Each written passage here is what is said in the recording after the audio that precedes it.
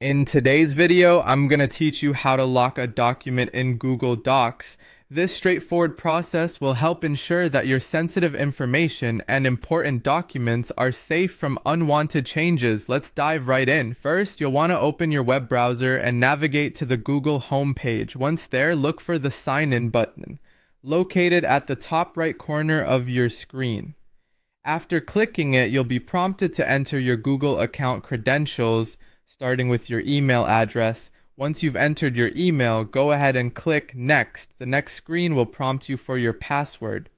Enter your password and hit Sign In to access your Google account. Now that you're logged in, look for the small grid icon made up of 9 dots in the upper right corner. This is the Google Apps menu. Clicking on it will give you a drop-down menu containing various Google services. From this menu, select Google Docs. Once inside Google Docs, you'll see a list of your documents. Click on the one you wish to lock, or alternatively, you can create a new document if you haven't already prepared one.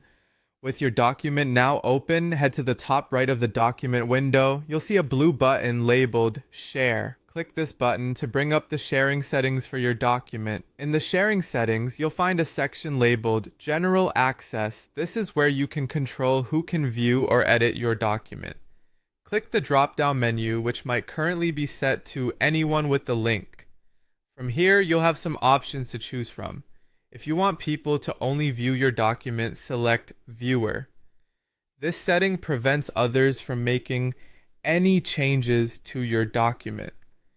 If you want to restrict access entirely and handpick who gets to view the document, choose Restricted.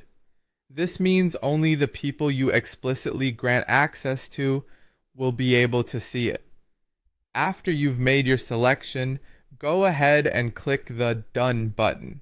This will save your new sharing settings and effectively lock your document according to your chosen preferences. And there you have it. A few simple steps to secure your document in Google Docs.